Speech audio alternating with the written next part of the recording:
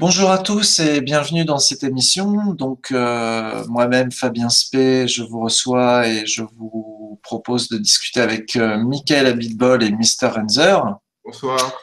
Michael Abitbol, on avait décidé de reparler de Krishnamurti ensemble tous les trois parce que on avait encore des choses à rajouter et on est encore effectivement à observer la pensée de cet instructeur du monde qui a Hmm. été Krishnamurti. Hmm. Michael, je voulais te dire justement, alors voilà, je l'ai fait un petit peu en intro hors ligne, mais j'ai essayé de voir à qui je pouvais comparer le travail de Krishnamurti en termes de pensée, au moins pour pouvoir proposer des axes de comparaison. Et je n'ai pas réussi à trouver, que ce soit dans ses contemporains, en France par exemple, puisqu'à la même époque où Krishnamurti faisait école, on avait dans l'Académie française des sociologues comme Bourdieu, et on voit qu'on était beaucoup plus dans la pensée marxiste. Il n'y avait pas du tout à l'époque l'impact de la spiritualité comme à partir des années 70-80.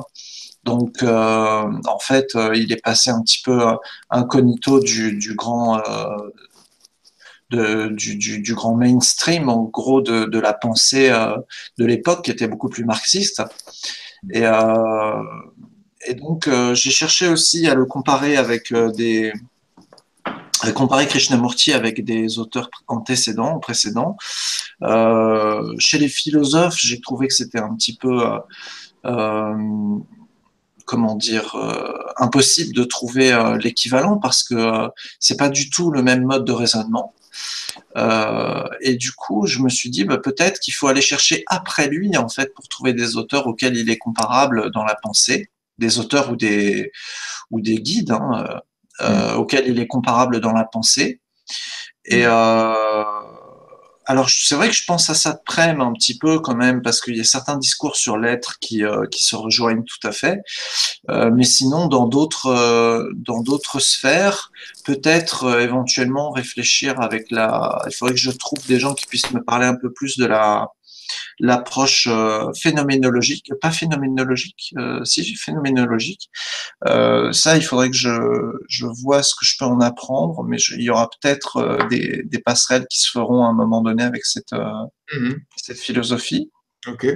Sinon, pour rester sur un plan plus accessible, je pensais effectivement le mettre en regard de Scott Peck, l'auteur de La prophétie des Andes. C'est James Redfield. James Redfield, oui, Scott Peck, je confonds, c'est un psychiatre américain qui a écrit Le chemin le moins fréquenté et La quête des pierres, notamment. Ok, Euh, voilà. d'accord. Écoute, bon, moi, c'est vrai que Krishnamurti, dans mon intime, en tout cas, il est incomparable. Mhm. Voilà, pour moi, dans mon parcours spirituel, ça a fait l'effet d'une bombe. J'ai jamais retrouvé, j'ai en tout cas peu retrouvé une telle intensité, une telle clarté et une telle finesse dans le transport vers l'essentiel. Ouais. Bon, maintenant, si on veut vraiment faire ce petit jeu des comparaisons, bon, il y a quand même on peut trouver des liens avec Socrate dans le sens de la maïotique, tu vois, Oui. qu'il utilisait beaucoup. Krishnamurti, il essayait de faire accoucher les esprits un petit peu comme faisait Socrate en posant des questions. Tu vois, Ouais. on peut comparer un petit peu avec cette méthodologie-là qu'on retrouve chez Socrate. Ensuite, on peut peut-être aussi faire un lien avec Nisargadatta Maharaj, qui était un maître du Vedanta, qui était contemporain de Krishnamurti. Ouais. Et donc, il y a des liens dans la pensée avec Nisargadatta Maharaj. On peut trouver des liens avec Ramana Maharshi en enlevant peut-être le folklore hindou, mais il y a aussi un lien. Et ensuite, dans ceux qui sont venus après, donc oui, on peut Satprem, ouais, il y a un lien avec Satprem qui est intéressant. Et peut-être toute la mouvance de ces Français qui ont été initiés en Inde dans la tradition du Vedanta. Je pense à Jean Klein, ouais, Jean Klein, qui était un grand instructeur français de la non-dualité. Euh, voilà. Euh, voilà ce que je vois là tout de suite là maintenant. Euh, parce que si tu veux, Krishnamurti, il se disait pas philosophe, il se disait pas psychologue, il disait rien de tout ça en fait. Il essayait de se situer en dehors des critères de comparaison. Et finalement, il a fait une synthèse. Hmm. C'est une synthèse, si tu veux, entre l'essence, pour moi, ce qu'il y a de meilleur en Inde, c'est-à-dire la substance même du Vedanta, ce qu'il y a de plus épuré, de plus direct, donc la voie directe de la réalisation en Inde, et en même temps adapté à un langage occidental accessible. Oui, c'est-à-dire il a transcendé les formes habituelles et sans faire ni l'éloge ni l'inventaire de la tradition, il est venu exprimer ce qui lui a semblé être le point de maturité atteint par l'humanité dans son développement, dans sa façon d'appréhender la spiritualité. C'est un précurseur de notre ère d'autonomie spirituelle et de détachement des autorités Totalement. symboliques. Ouais, alors après, c'est vrai que si on peut voir avec Nietzsche, il y a des points communs avec Nietzsche quand même. Parce que Nietzsche, il était beaucoup plus spirituel qu'on croit. Hein. Lui, quand il disait Dieu est mort, il disait pas le spirituel est mort. Hein. Il disait le Dieu de la religion de l'époque. Hein. Hmm. Le Dieu dualiste, castrateur. Et par contre, quand on lit Zarathustra de Nietzsche, c'est éminemment spirituel. Mais Hmm. il essayait de briser les idoles, comme il disait Nietzsche. J'aime beaucoup cette métaphore de philosopher à coups de marteau. Donc briser les idoles, quelque part. Et finalement, Krishnamurti, lui, il spiritualise à coups de marteau aussi. C'est-à-dire qu'il va directement là où sont nos résistances, où sont nos attachements, et il essaye de... Parce que, tu sais, bon, si on admet cette possibilité que Krishnamurti eût été l'instructeur du monde, bon, c'est pas un dogme, hein, si on l'accepte ou pas, hein. Mais bon, moi, de mon côté, ayant bien étudié l'œuvre, ça a du sens. Si on accepte ce postulat, on se rend compte que chaque instructeur, euh, à toute l'époque où ils ont émergé, chacun dans leur style, ont eu un discours adapté dans la contingence du temps, c'est-à-dire adapté à l'époque, adapté aux mœurs, adapté au type de peuple contacté, et donc qui utilisait un langage adapté à une époque. On l'a comparé beaucoup au Bouddha, Krishnamurti, parce que lui, s'il était le Bouddha Maitreya, donc c'était une réincarnation du Bouddha quelque part. Ce qui Donc il est y a, intéressant, c'est que lui a été l'objet d'une sorte de, comment dire, de préparation, il a été bercé de l'idée qu'il allait jouer ce rôle. Et donc, il s'est emparé d'un rôle pour lequel on lui a préparé une légitimité. oui, Euh, et en même temps, tout en se détachant de la forme, puisqu'il a commencé, on l'avait dit la dernière fois, par dissoudre l'ordre qui lui avait été confié, puisqu'il ne voulait pas de logique de confrérie initiatique, mais être un instructeur ouvert sur l'humain dans toute sa compréhension propre, en fonction de de ses horizons d'origine, de pensée, de voilà son parcours, voilà s'adresser à tout le monde en fait, ouais, quel que soit voilà sans frontières. ouais. Et, euh, Bah, et donc ouais. ce qui est intéressant, c'est que je pense que les théosophes avaient bien vu en lui, mais sauf que ce qu'ils n'avaient pas vu, c'était que l'instructeur du monde ne pouvait pas prendre la forme des anciennes formes. Hmm. Eux, ils voulaient un instructeur du monde qui soit conforme à leurs imageries.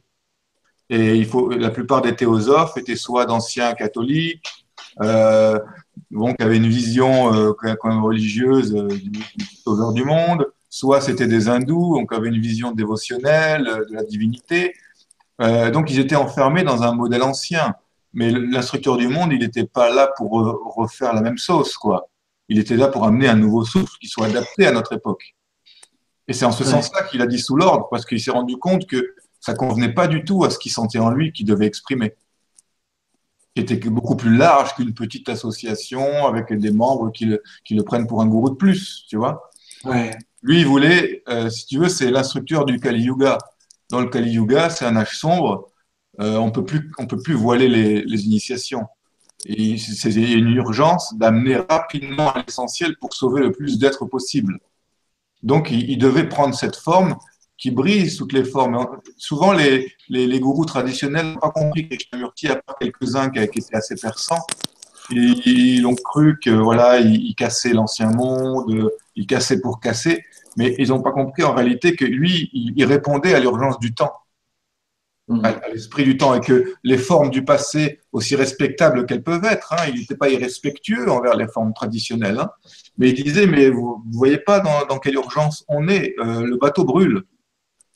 On a plus le temps de rituels, de passer des années de dévotion.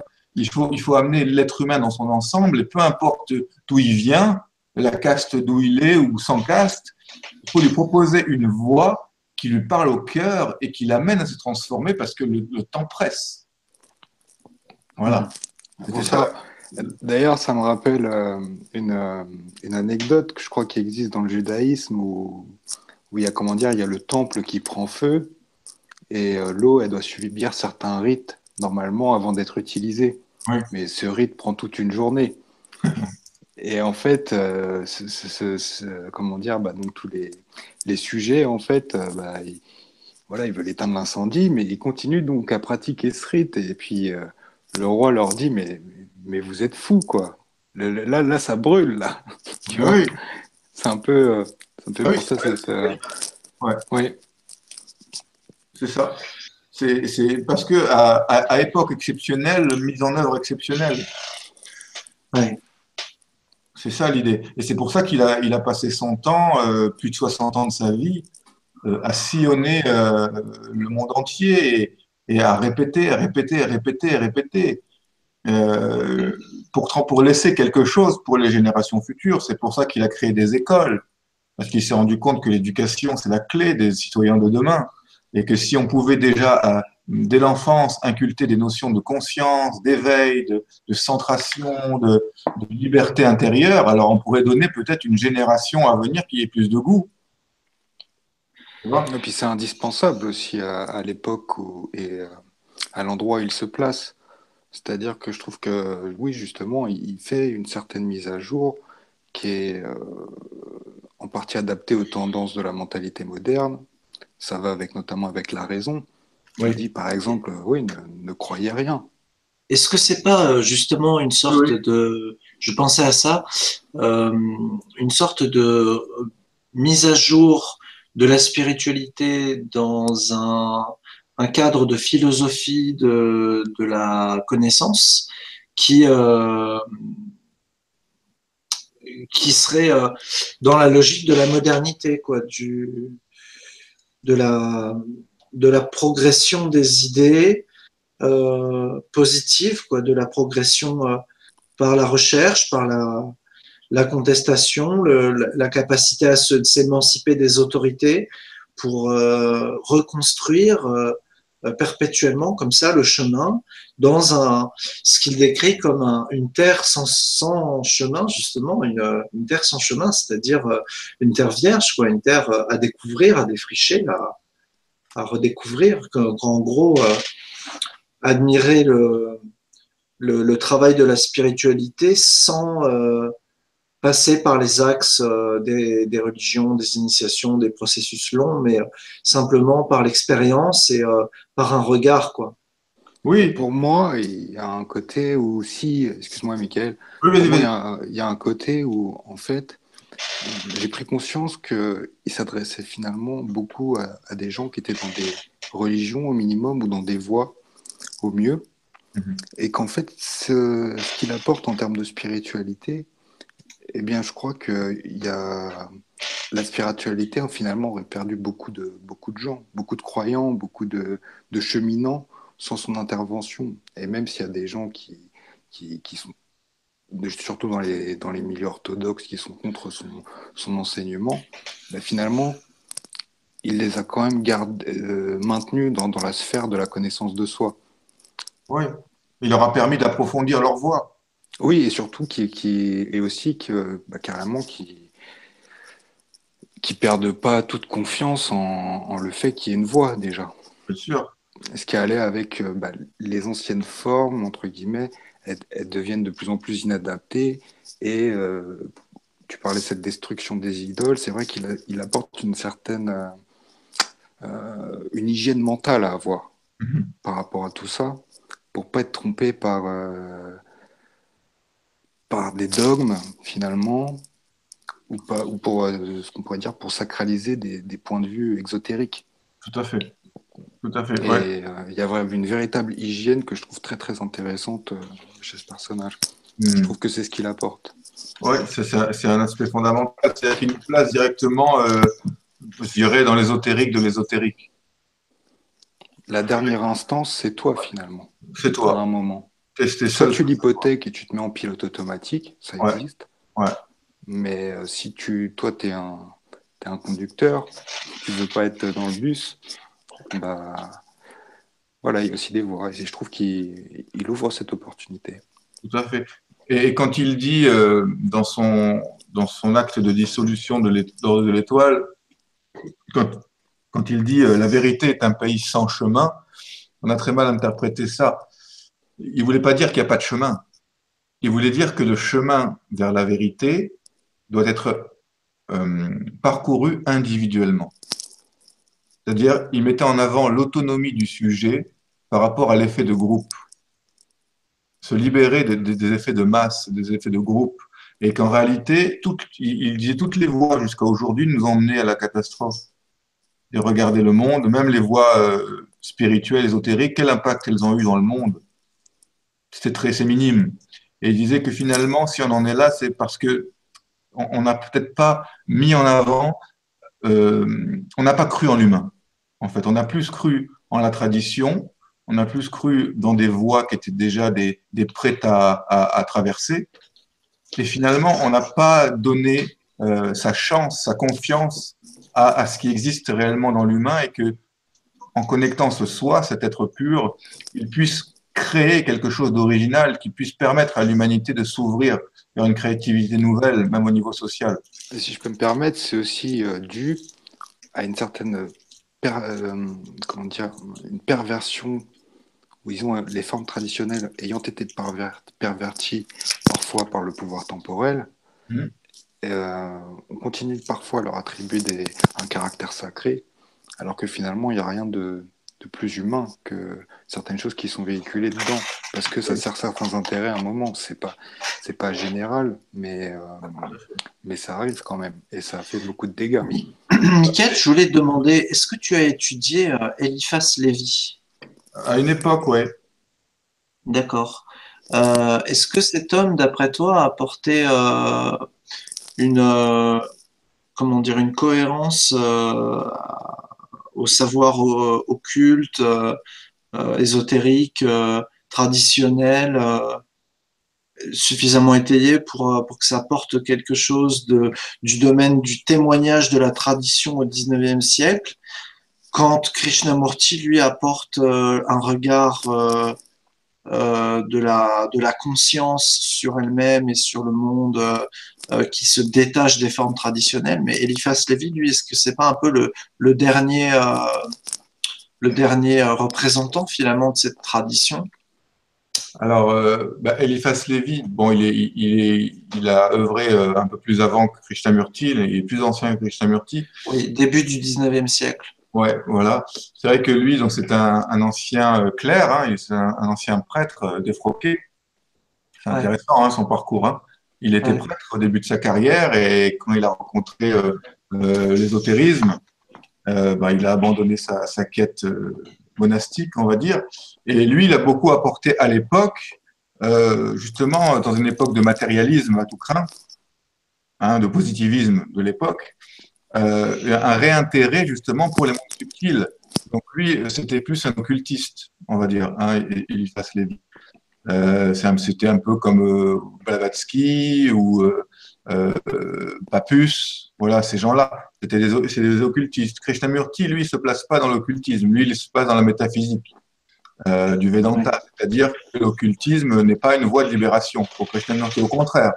Pour lui, Ouais. l'occultisme peut être intéressant pour s'y intéresser, pour avoir une ouverture au début du chemin, mais qu'il faudrait à un moment donné s'y extraire parce qu'on se mêle à des forces qui sont anti-évolutives, selon lui, qui ne permettent pas la libération intérieure.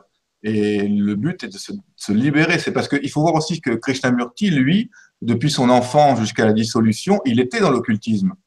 Oui. C'est-à-dire qu'en fait, il a été initié au plus haut degré de la maçonnerie. Il a pratiqué le Raja Yoga, qui est le yoga le plus occulte de l'Inde, avec tout le développement des siddhis et compagnie, hein. Donc, il voyageait dans l'astral, il contactait les maîtres pseudo-ascensionnés du New Age. Il a vécu tout ça. Et il s'est rendu compte que tout ça, c'était une illusion. Et c'est pour ça qu'il a dissous et qu'il dit dans un de ses ouvrages, il dit, j'ai traversé les maîtres. Il dit, le monde de l'au-delà, là où on m'emmenait, est un monde illusoire. Il ne fait que, c'est juste le pendant du monde terrestre. Et qu'il faut se libérer aussi bien du monde terrestre, de l'illusion du monde terrestre, que de l'illusion du monde pseudo-céleste, qu'on appelle l'astral ou le monde intermédiaire. Lui, il voulait carrément amener l'être humain à se libérer de ces deux faces. Donc, on ne peut pas vraiment le comparer à Elifa Lévi, parce que Elifa Lévi, il est resté occultiste jusqu'à la fin de sa vie, quand même. Oui, tout à fait. Oui. Oui. Non, ce que je voulais dire, c'était qu'Eliphas Lévi est un peu le dernier représentant de la tradition, on va dire, hermétique ou Théosophique, hermétique. voilà, Ouais. Euh, au sens où même par rapport à cette tradition, les gens que tu as cités, Papus ou Blavatsky, sont un peu des innovateurs quand même. Ils introduisent le spiritisme. Ils ont une relation à l'astral qui n'est pas celle de la Kabbale, qui est quelque chose d'un peu nouveau, d'un petit peu New Age, comme tu disais justement. Mhm. Oui, c'est un kabbaliste, Eliphas Lévi. Voilà, c'est un kabbaliste, hein, essentiellement. Kabbaliste et occultiste. Mais la Kabbale, si tu veux, il y a plusieurs Kabbales. En général, la Kabbale, c'est un occultisme. C'est-à-dire, en fait, voilà, je tenais à faire une distinction parce que je pense que c'est intéressant pour les auditeurs et pour moi aussi, ça l'est, en tout cas, si ça, entre, entre mysticisme, donc la voie mystique, la voie occulte et la voie spirituelle. Et souvent, je pense que c'est pas clair pour chacun. Et je pense que c'est important de créer une distinction qui soit pas dans le but d'exclure, mais de comprendre les paliers. Euh, alors, on va dire qu'il y a l'homme religieux, il y a le croyant. Donc, le croyant, il a une relation personnelle avec un Dieu personnel. Il est identifié à sa personnalité. Il pense que à la mort, il gardera sa personnalité dans un au-delà. Et donc, il est dans une vision dualiste. Il n'a pas encore contacté quelque chose de plus grand que sa personnalité en lui. Voilà, c'est une relation affective à Dieu. Ensuite, il y a le mystique, on va dire, qui est le croyant N+1, c'est-à-dire que lui, ok, certes, il a la croyance, mais il veut en même temps faire l'expérience intérieure de son image du divin en fusionnant avec lui. C'est-à-dire, c'est toutes les noces mystiques qu'on retrouve dans certains textes de certains mystiques, que ce soit dans l'islam ou dans le christianisme ou dans le Cantique des Cantiques, dans le judaïsme. Cette idée que le divin est toujours extérieur de moi, mais je peux danser avec lui. Et il y a un bal. Il y a encore la dualité, si tu veux, entre le divin d'un côté et l'être de l'autre. Et souvent, l'expérience est conditionnée par la culture. Ensuite, on a l'occultiste. L'occultiste, lui, en général, c'est souvent des gens qui sont passés par les deux étapes. C'est-à-dire qu'ils ont eu une vie de croyant, un petit peu comme il a été Eliphas Lévi. Ensuite, ils ont eu une période mystique. Et puis, à un moment donné, ils ont senti une insatisfaction à la mystique parce qu'ils voulaient comprendre. Et la mystique, comme elle est essentiellement d'ordre affectif, on s'abandonne, il y a une forme de passivité, mais on ne sait pas de comprendre comment sont structurés les mondes, comment est structuré le divin, comment il fonctionne. Et là, la Kabbale, elle arrive à ce moment-là où elle explique, voilà, par les séphirotes dans la Kabbale, par le système des chakras dans l'hindouisme, par d'autres systèmes dans d'autres traditions, dans le chamanisme, comment sont structurés les mondes, comment ils fonctionnent, comment on peut voyager dans les mondes, comment on peut interagir avec ce monde et comment on peut interagir avec des entités qui peuplent ces mondes. Alors, soit pour agir en tant que mage, c'est-à-dire utiliser certaines forces pour certains résultats, il y a une forme d'opérativité dans l'occultisme, soit dans une forme de théurgie, c'est-à-dire que c'est de la magie divine, comme dans la Kabbale, il y a une théurgie dans la kabbalistique, c'est-à-dire que le travail qu'on fait avec les archanges, avec les séphirotes, avec les éléments, a pour but de purifier étape par étape l'enveloppe pour amener justement à une identité avec le divin. Donc ça, c'est la voie occulte. Mais la voie spirituelle, c'est encore tout autre. C'est-à-dire que dans l'occultisme, on parle souvent d'un moi inférieur et d'un moi supérieur. Hein, on dit que le but, c'est de se libérer du moi inférieur et de connecter avec le moi supérieur, qui est un moi spiritualisé, on va dire. Et on reste dans le moi. Tandis que le spirituel, c'est un cheminement totalement à rebours. C'est-à-dire que le spirituel, il dit non, c'est dissolution du moi et du moi inférieur et du moi supérieur pour toucher à l'être. Ce que je retiens quand même beaucoup de Krishnamurti, c'est cet appel à se dégager, des autorités, morales qui se sont posées sur soi de manière inconsciente, comme une sorte de fossilisation de l'être à travers les formes morales envisagées par la société dans laquelle il est, pour toujours reconstruire à partir de sa pleine conscience. Puisque c'est celui qui a introduit d'ailleurs le concept de pleine conscience. Alors, oui, il en parle, oui, c'est vrai. Bon, après, c'est un terme qui existe dans l'hindouisme. Moksha, c'est un peu ça, cette libération, c'est le contact avec la pleine conscience de l'absolu. Krishnamurti, si tu veux, déjà, il faut voir dans quoi il a grandi. C'est-à-dire qu'il a grandi dans une ambiance assez autoritaire, où justement, il y avait une rigueur, une discipline qui était terrible, parce qu'en plus, il avait une pression énorme, il devait être l'instructeur du monde. Donc, depuis petit, il était astreint à des jeûnes, à des pratiques ésotériques initiatiques très poussées, qui étaient épuisantes. Et il s'est rendu compte qu'en réalité, toutes ces mortifications, tout ce qu'on lui imposait, était quelque chose qui l'emmenait vers un devenir d'autre chose de ce qu'il est déjà. C'est-à-dire que tout ce travail qu'on lui faisait faire au niveau de l'occultisme, de la Kabbale, on le poussait à devenir autre chose de ce qu'il était. Alors qu'il sentait bien qu'en lui, il y avait ce soi qui n'avait pas besoin de plus, mais qu'au contraire, il fallait effeuiller les couches de l'oignon, de la personnalité du moi inférieur et du moi supérieur, pour toucher la substance de l'être pur. Et l'autorité, pour lui, il disait, jusqu'à aujourd'hui, on a eu besoin d'autorité, mais finalement, où est-ce que ça nous a mené finalement quand on voit ce qui s'est passé dans les guerres terribles du XXe siècle, où il y avait beaucoup de régimes autoritaires, il s'est rendu compte que finalement, l'autorité en elle-même, à part certains maîtres éclairés qui peuvent être des autorités qui soient saines, mais à ce moment-là, ça ne devient plus des autorités, mais des amis sur le chemin. Mais c'est-à-dire que l'autorité en tant que sa fonction dans la société n'est pas contestée, c'est l'autorité symbolique, morale symbolique de ces autorités historiques qui est remis en cause pour pouvoir dépasser constamment le modèle en place. Voilà, c'est la capacité de renouvellement moral, intellectuel, spirituel des générations par le fait de dire non, je ne me contente pas de ce que je crois avoir acquis, je vais plus loin, je vais pas jusqu'à... Parce que toute idée, au bout d'un moment, se simplifie et puis dégénère dans une sorte d'entropie. Donc, il faut aussi arriver à se renouveler. Et je crois que c'est l'esprit un petit peu qui est soufflé à cette époque et que Krishnamurti incarne aussi. Oui, parce que c'est l'heure du Verseau aussi, Voilà. Astrologie. Voilà, ça correspond à un moment dans l'humanité aussi. Comment? Ça correspond à un certain moment dans l'humanité où justement il y a un certain fléchissement des castes dites sacerdotales qui en réalité elles-mêmes ne sont plus capables de mener à bien le projet pour lequel elles sont censées être. Exact. Elles ont été soit dépassées par d'autres castes, soit elles-mêmes ont dégénéré. Mm.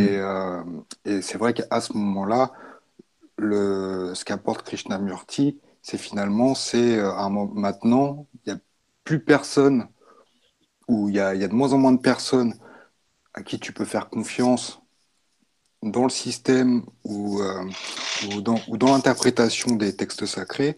Il va falloir que tu bosses toi-même, et le pilote automatique, c'est un peu terminé parce que sinon tu peux aller dans le mur très vite.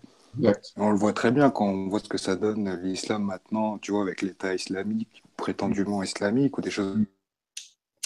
Là, c'est des phases de dégénération où ça a été complètement porté finalement par des castes politiques, Mm. où finalement ça ne sert que de prétexte. Mais si les gens continuent à sacraliser la chose comme ça, et au nom de... Voilà, on fait bouger les gens avec ça, finalement. C'est un moteur. Oui, Et donc faire attention pourquoi on bouge. c'est ça. C'est très juste ce que tu dis. Parce que lui s'inscrit vraiment dans son époque et il voit l'époque. Et il voit qu'il n'y a plus personne qui tient debout, quoi. Et que ce qui était peut-être valable, il le dit souvent. C'est souvent les gens ils disent pas vous critiquez les Védas. Il dit mais je critique pas l'essence des Védas. Je critique pas les rishis. Je critique, ce que tu dis très justement, ce que c'est devenu aujourd'hui. Regardez. Regardez ce qui se passe. Vous le voyez autour de vous. Ouvrez les yeux. Euh, et donc lui, il parle du principe que il est temps de forger une nouvelle génération, une forme de, on va dire, je reprends des termes guénoniens que j'aime bien, une forme d'aristocratie spirituelle.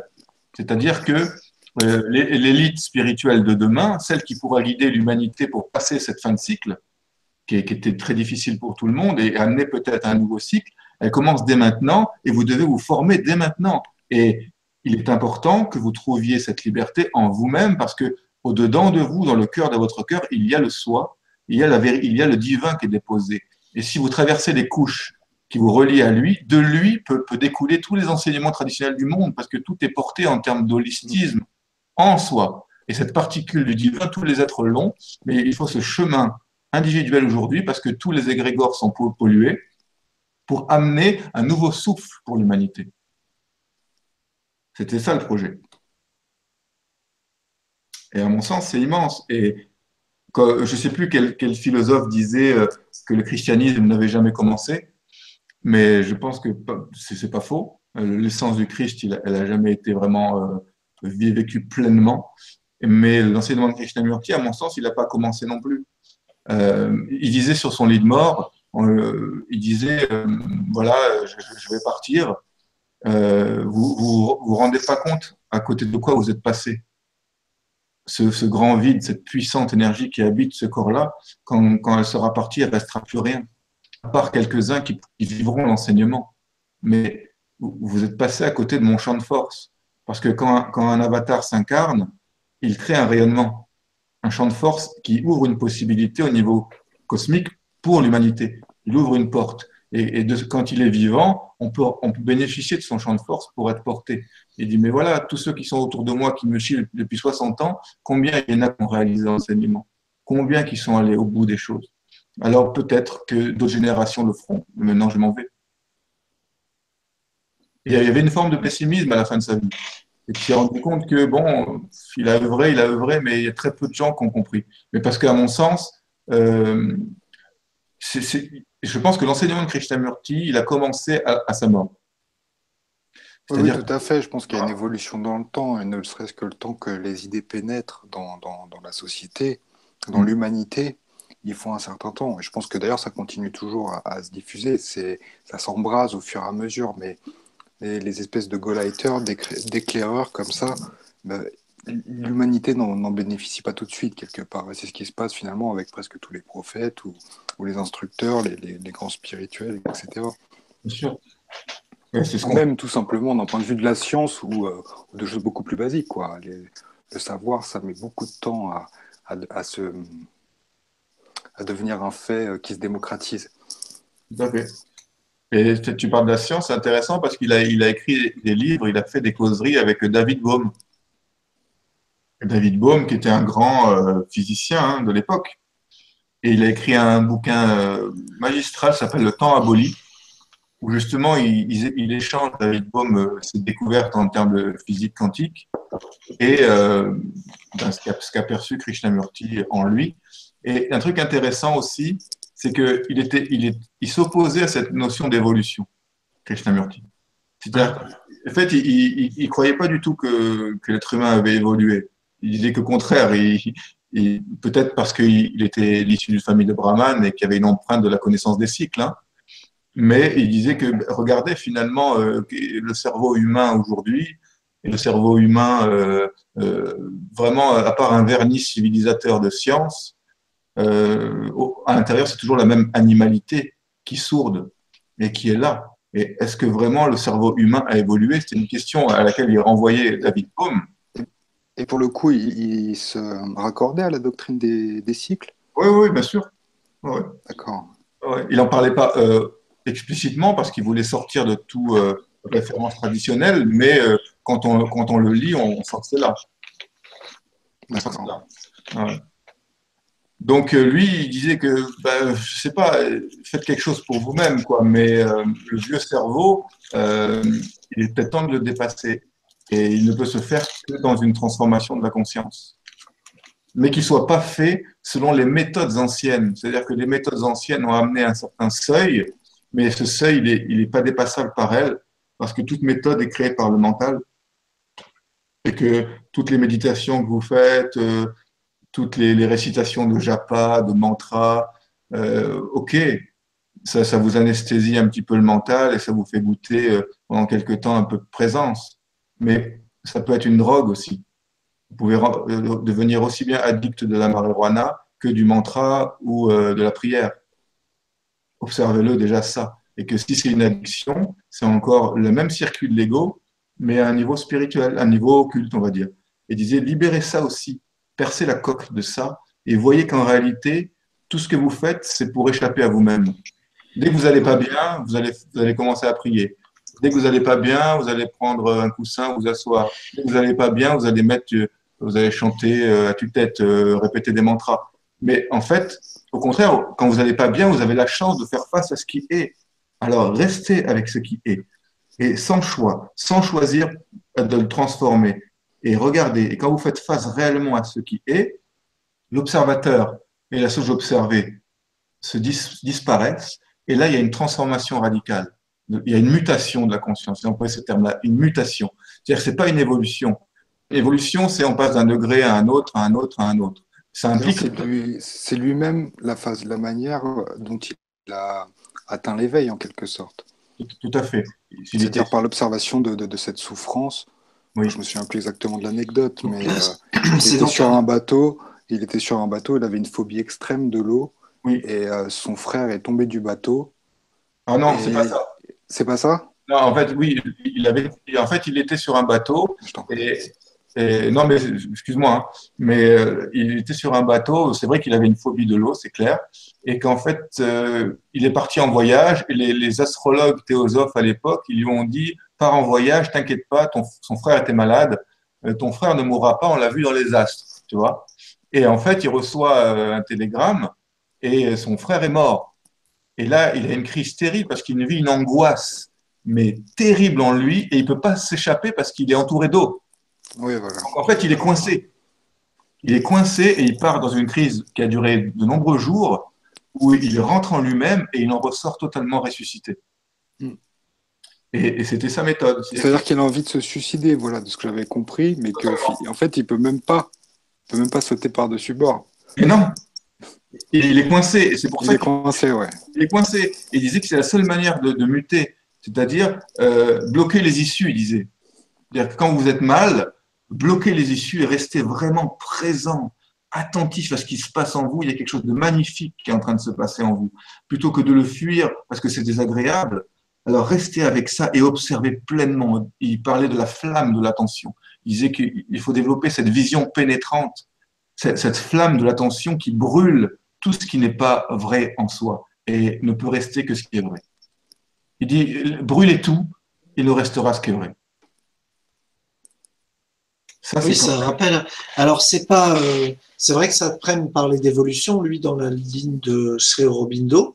Oui. Mais il avait aussi ce rappel que l'être, en fait, c'était un dépouillement total, quoi. C'était. Alors, quand il n'y a plus l'argent, quand il n'y a plus l'amour, quand il n'y a plus euh, La religion, la famille, voilà, c'est ça, on il enlève n'y a plus tout, rien, tout, qu'est-ce tout, qui tout, reste? tout. Qu'est-ce qui reste, voilà. Ouais. Et c'est là qu'on est, quoi. Ah oui, on rejoint totalement Satprem. En fait, quand il parlait d'évolution, Satprem, aussi bien qu'Aurobindo, c'est pas au même niveau, dans le sens où Aurobindo, il parlait d'une évolution biologique. Il parlait Ouais. plutôt d'une mutation au niveau cellulaire après l'expérience de l'éveil. C'est-à-dire Mm. qu'en Aurobindo, il disait souvent, mon yoga commence là où les autres finissent. C'est-à-dire, il disait, bon, il faut déjà atteindre moksha, le nirvana, la libération du moi, pour ensuite faire redescendre la conscience dans les cellules et voir peut-être proposer une mutation. C'est une autre voie. Mais ils peuvent se rejoindre totalement dans cette idée de qu'à un moment donné, pour connaître la substance de ce qu'on est, il faut rester avec ce qui est et se laisser dissoudre, Mm. tout en étant vigilant et présent à ça. Et ça rejoint un petit peu ce que disait aussi les gnostiques quand il disait, il prenait trois catégories d'êtres humains, tu sais, les iliques, les psychiques, les pneumatiques. Il disait que les iliques, donc c'était les personnes qui sont reliées, qui sont attachées à la matière. Ilé, c'est la matière. Donc c'est les croyants, c'est ceux qui jouissent purement du corps. Eux, ils sont perdus pour la gnose. Ensuite, les psychiques, c'est les théoriciens, c'est les prêtres, c'est les théologiens, c'est les philosophes et les intellectuels qui ont une vision uniquement psychique du divin, qui créent des exégèses pas possibles, mais finalement, il n'y a aucune transformation dans leur cœur. Eux aussi étaient perdus pour la gnose. Et ceux qui étaient sauvés, c'était les pneumatiques. Pneuma en grec, c'est le souffle, c'est le roi, le souffle divin.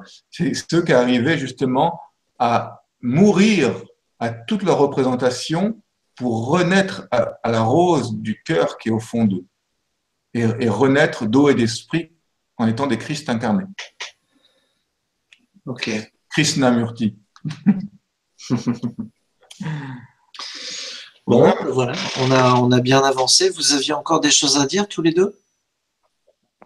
Parce Bah, que je me dis, moi, par exemple, tout à l'heure, Fabien, tu parlais de avec quel personnage est-ce qu'on aurait pu le comparer. Et bah, moi, évidemment, moi, c'est Guénon qui me vient à l'esprit.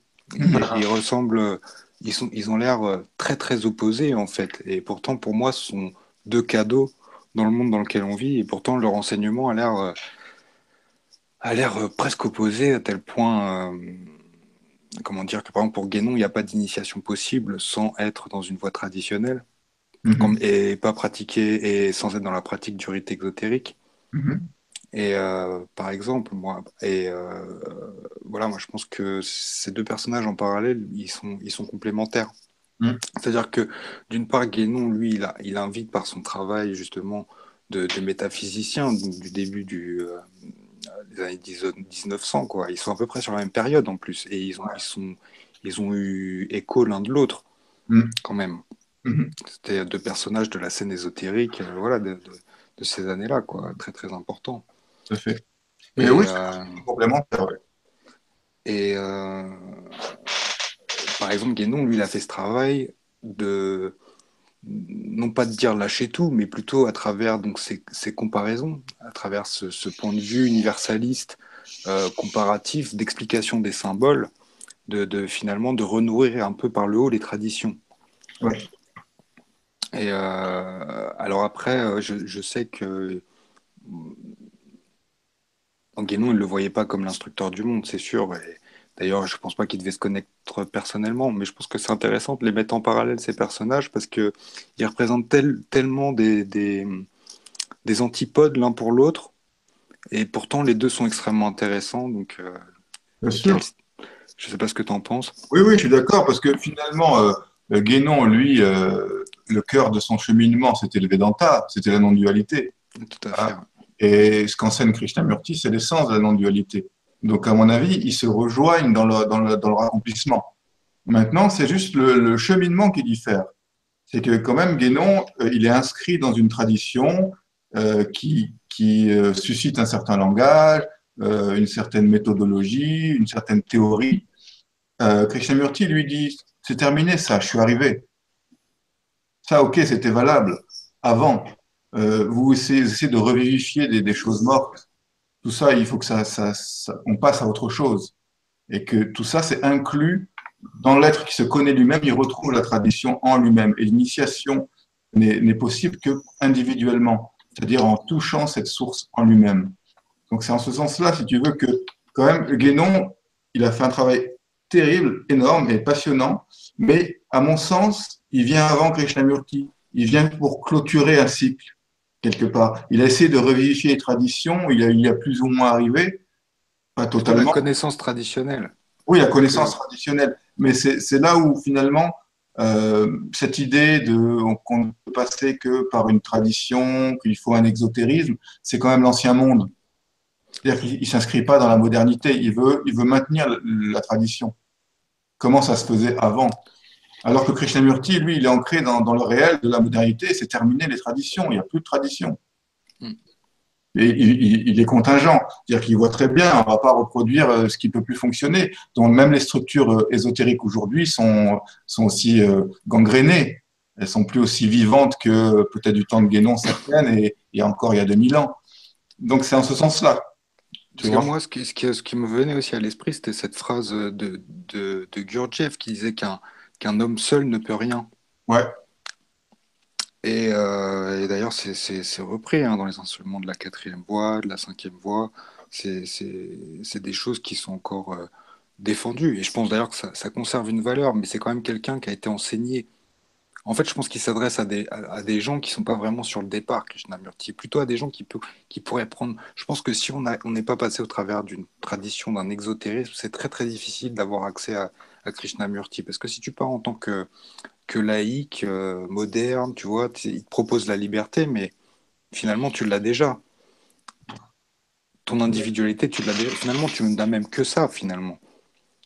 Et je pense que c'est presque incompréhensible sans se remettre, tu vois, bah justement, il aurait dû être l'instructeur du monde. Il a connu ce que c'était que, justement, les groupes de chercheurs, entre guillemets, et groupes ésotériques, et tout ce qui s'ensuit. Et ouais, je pense qu'il a recontextualisé à ce niveau-là aussi. oui, c'est ça. Mais après, l'un n'empêche pas l'autre, si tu veux. Il lui disait, regroupez-vous. C'est-à-dire qu'il disait, regroupez-vous en cercle d'amis, un petit peu comme on fait là maintenant. Quelque part, ça pourrait rejoindre un homme seul ne peut rien. C'est-à-dire que là, grâce à l'interaction qu'on a, on grandit ensemble. Tu vois, c'est cette phrase de l'Évangile, quand deux et trois sont réunis en mon nom, je suis là. C'est ça qu'il voulait dire. Mais que les ordres tels que ça se faisait avant, avec les degrés d'initiation, avec toutes ces strates-là, il disait c'est terminé. À l'heure de l'avion et de l'ordinateur, c'est terminé tout ça. Mm. Mais après, ils ont des rôles complémentaires aussi dans le sens où finalement, c'est des gens qui, eux, ne sont pas... Enfin, ils ont eu accès à des enseignements, mais leur éveil, finalement, c'est un peu ces isolés pour moi. Les deux, ils correspondent à ça. Et deux formes Oui, de, finalement, de voix des isolés différentes. oui, oui, je vois. La phrase, Exactement, ouais. ouais. Oui, Et ça ressemble à ça. totalement. Et C'est-à-dire que c'est... euh, on sait que, par exemple, d'un point de vue des écoles de mystère, Krishnamurti, c'est quelqu'un qui a eu des expériences réelles, qui a dit des choses vraies, mais qui n'était pas arrivé au bout. mhm. C'est le point de vue de certains, ouais, c'est De vrai. certains, ouais. Ouais, ouais. Je pense que c'est le point de vue de certains qui l'ont pas rencontré. Est-ce que la plupart qui ont dit ça l'ont jamais rencontré? Et tandis que certains qui, je pense à, euh, il y avait au show à l'époque, il y avait Manadamri aussi, qui était une grande sainte hein, de l'Inde et qui l'a rencontré. Et justement, ils sont pris par la main, ils ont marché ensemble et il a dit, cet homme-là, c'est un être réalisé, elle l'a dit. Mm. Donc, après, il y a eu une guerre aussi, de guéguerre aussi entre maîtres, hein, parce que Non, là, finalement, c'était pas, non, je pense pas que c'était ça, mais c'était plutôt par le fait que n'ayant pas suivi véritablement une école des mystères orthodoxes, lui-même, finalement, même s'il avait sa réalisation, il était peut-être pas, il avait pas les outils finalement ah oui, en ce pour la sens. transmettre. Oui, ça c'est vrai. Mais je pense que c'était pas son rôle. Je pense que son rôle, c'était d'ouvrir une brèche. C'est un petit peu comme moi, j'ai fait le lien avec dans le chiisme, dans les lectures de Henri Corbin. Ils disent il y a l'imam et et le guide. C'est-à-dire que Mahomet était celui qui ouvre la brèche et Ali est celui qui explique l'enseignement du prophète. Mhm.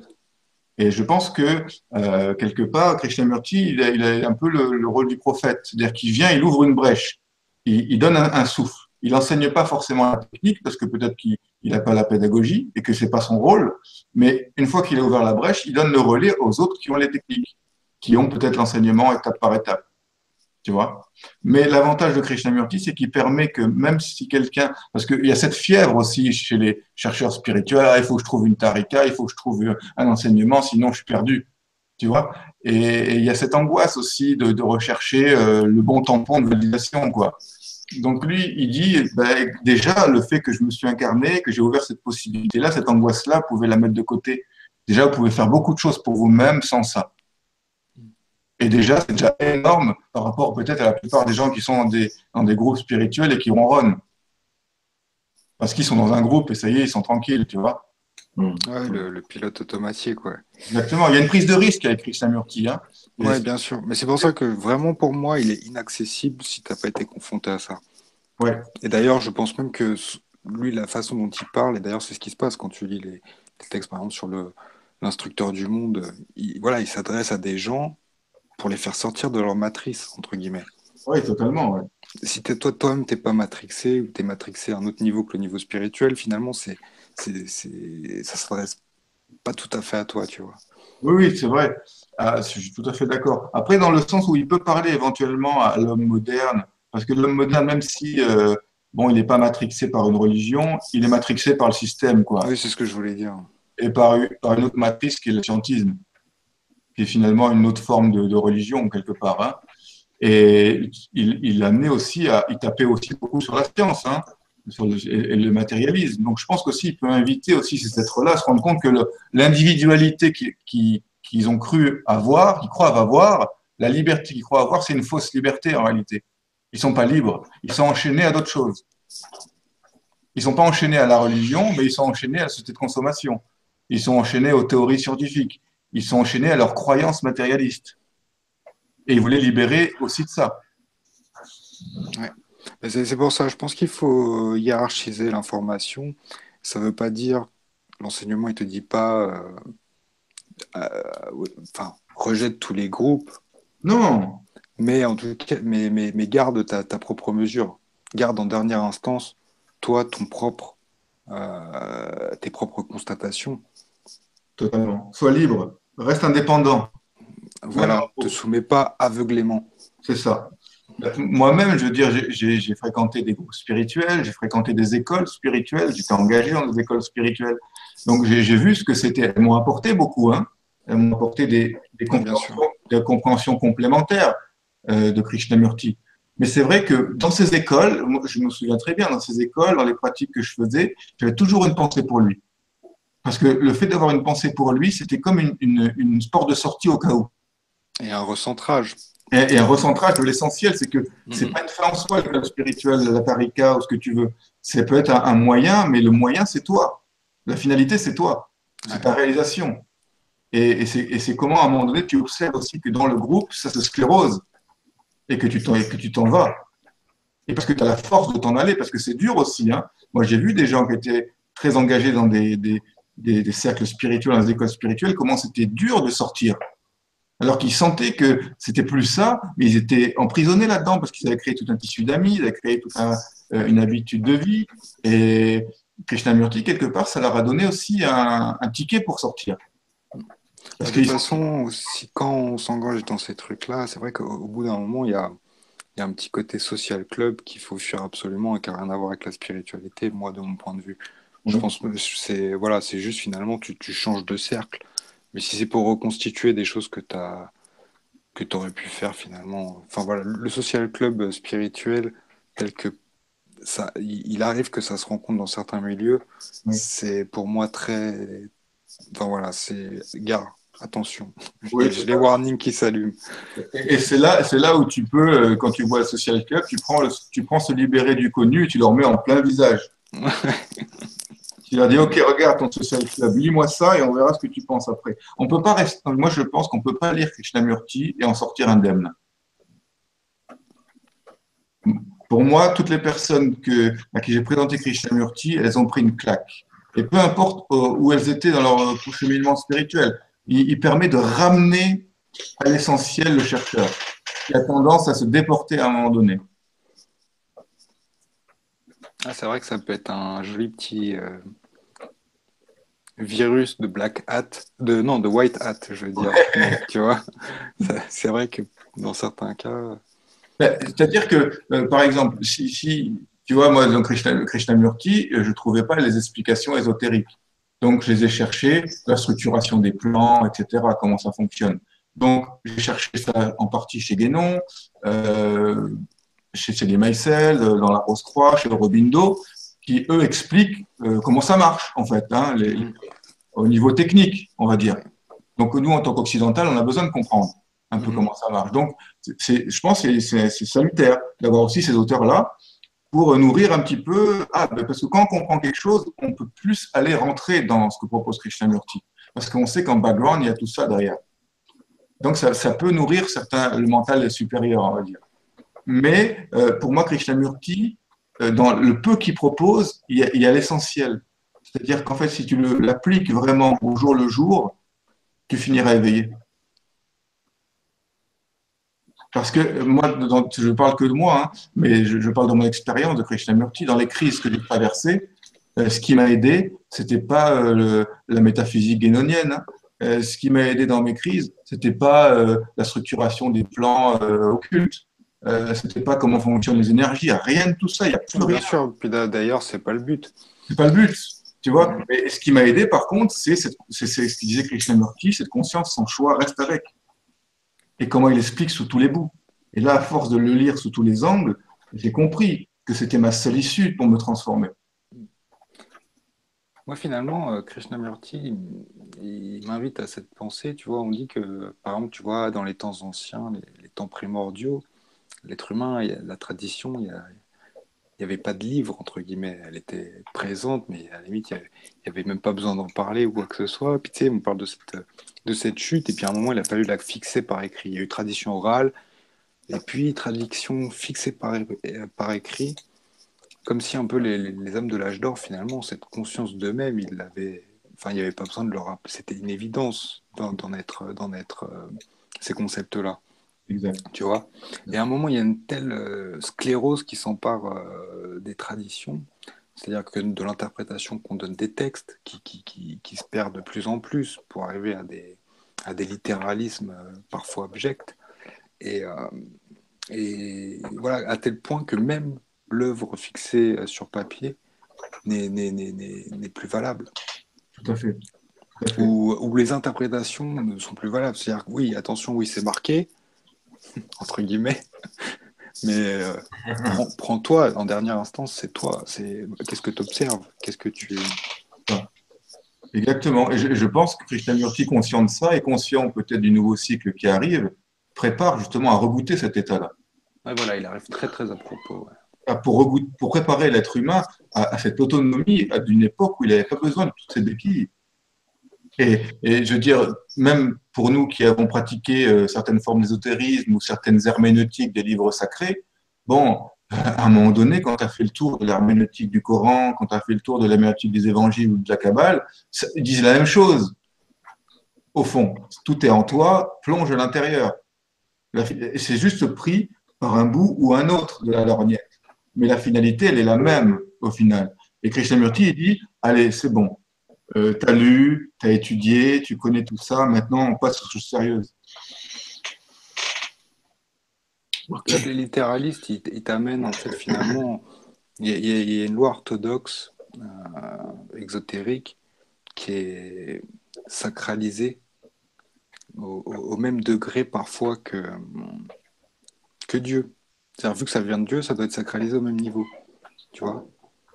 Tu sais, les musulmans, tu vois, ils disent La ilaha illallah et il n'y a de Dieu que Dieu, tu vois.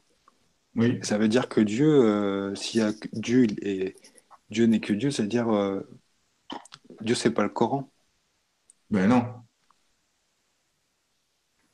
par exemple. Moi, comment je C'est comprends. pas le commentaire de l'imam, tu vois, et après, c'est pareil pour toutes les traditions. Oui, quand tu lis Razali, Et quand il t'explique la ilaha illallah, il te dit il n'y a d'absolu que l'absolu. Oui, ça revient. Ouais. Et il n'y a Par la même Il n'y a de occasion, réel que le il réel. rend impossible le sacrement. comment? Par la même occasion, il rend impossible le sacrement. Qui ça? Ce message d'il n'y a de Dieu que Dieu, on se dit comment le sacrement est possible? Comment on peut rentrer dans une alliance avec Dieu si tu vois qu'il soit formé par un sacrement Ben, tel que le mariage, c'est-à-dire que le le choix sacrement, sans mariage. le sacrement, par exemple, juste une métaphore, les cathares et les gnostiques étaient contre les sacrements. Hmm. Ils s'opposaient à ça parce qu'ils disaient c'est pas parce qu'on met de l'eau sur un enfant à sa naissance que ça en fait un chrétien, dans le Mhm. sens ésotérique. Et les sacrements, ils sont valables à un niveau exotérique, c'est-à-dire que c'est une mise en scène, comme un peu les mises en scène maçonniques, pour introduire, c'est un petit peu une grosse séance de PNL en fait. C'est-à-dire il y a tout un symbole, justement, voilà, qui te met en condition psychiquement à t'ouvrir au sacré. Mais la ilaha illallah, d'un point de vue soufi, en fait, c'est un vécu du dedans. C'est-à-dire, il n'y a de Dieu que Dieu, il n'y a d'absolu que d'absolu, il n'y a d'être que être, il n'y a pas besoin de sacrement. Parce que le sacrement, c'est encore moi d'un côté, Dieu de l'autre, et il faut un pont entre les deux. Or, aussi bien la tradition du Vedanta, par le moksha, que le Fanaïla des soufis, c'est il n'y a pas d'intermédiaire, c'est tu es cela. Tu es déjà l'absolu que tu es, sauf que tu l'ignores. Et il y a tout un chemin de déconstruction qu'il va falloir que tu fasses pour te rendre compte que tu es déjà cela. Tadvamasi, disaient des Indiens. Tu es cela. Mhm. Et c'est sûr que quand un halal dit je suis le vrai, eh ben, il propose cette expérience-là. Il se rend compte Ouais, qu'il n'y a complètement. pas C'est super de. intéressant ce passage de El Halaj.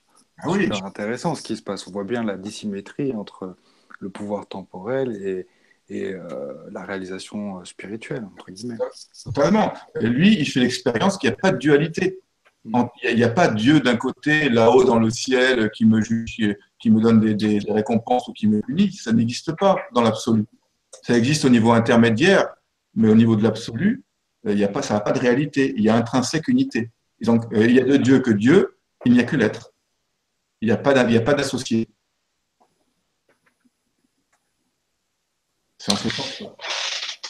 Est-ce qu'en revenant à Krishnamurti, on peut dire que il apprend à se dégager justement quelque chose de voilà, comment tu dirais toi finalement qu'il a été le plus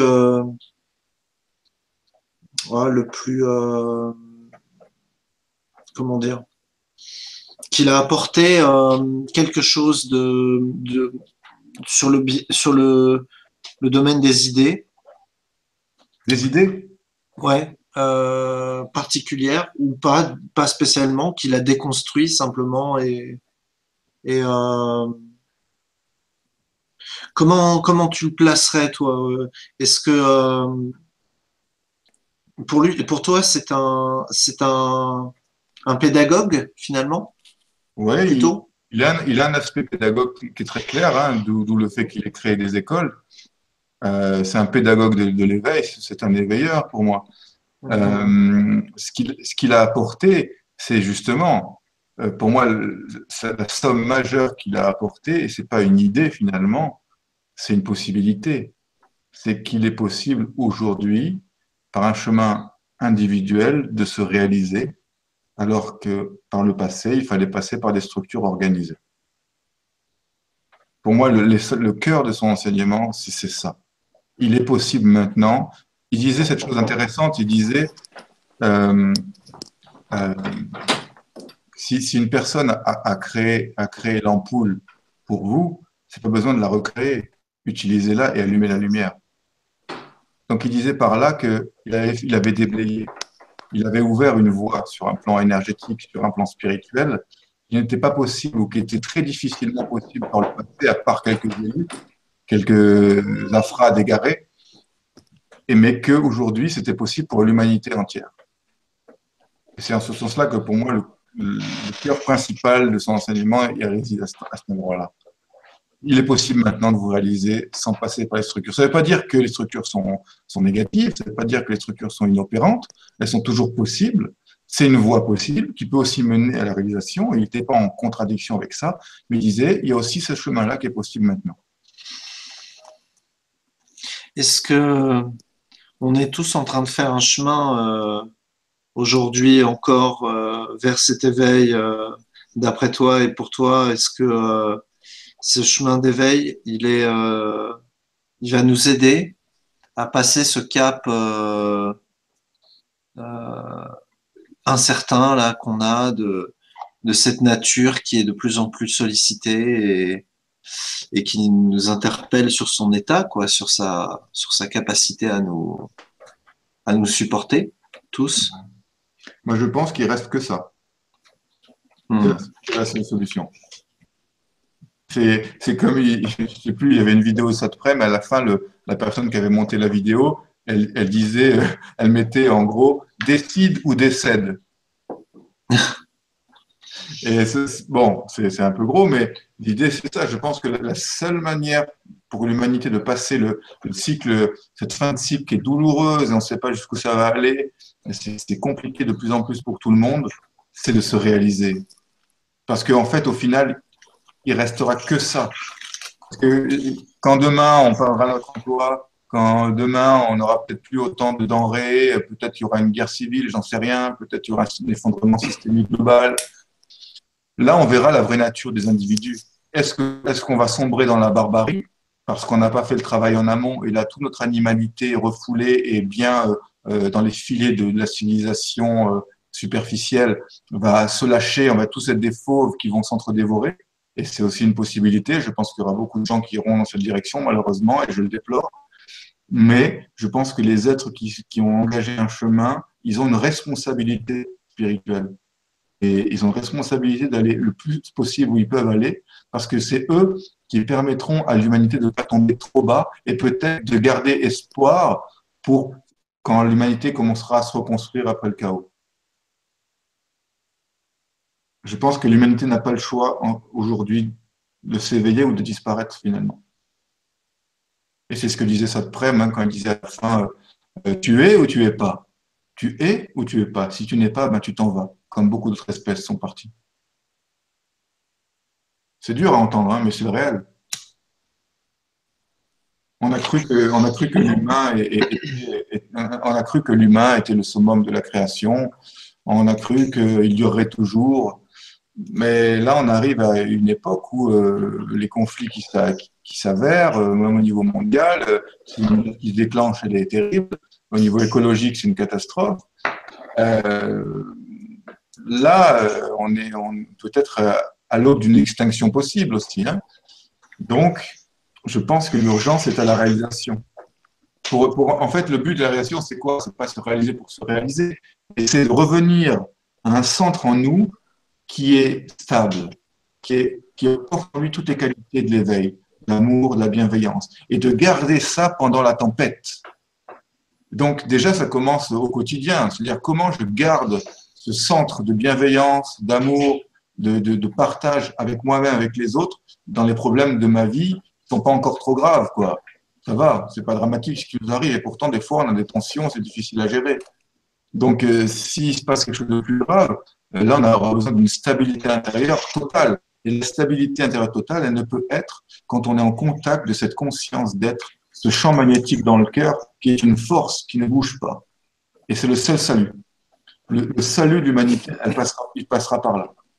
Pas par des sauveurs externes, pas par toutes les structures, même robotiques, que la science nous fait. Tout ça, c'est des béquilles encore. J'aime beaucoup cette phrase de Saint-Prème. Déjà à l'époque, il disait notre technologie n'est pas le fruit de notre puissance, elle est le symbole de notre impuissance à être. C'est encore des béquilles. Ouais. Eh ben, merci à vous deux. Avec joie. Et puis, on va parler en Avec plaisir. HRP, là, entre guillemets. On va parler hors ligne après avoir arrêté la diffusion. Donc, merci à vous dans le chat. Et puis, je vous souhaite une très bonne soirée à tous. Et à bientôt pour de nouvelles vidéos avec ou sans, mais avec de préférence Michael et Mister Enzer. Voilà. À Bonsoir tout bientôt. le monde.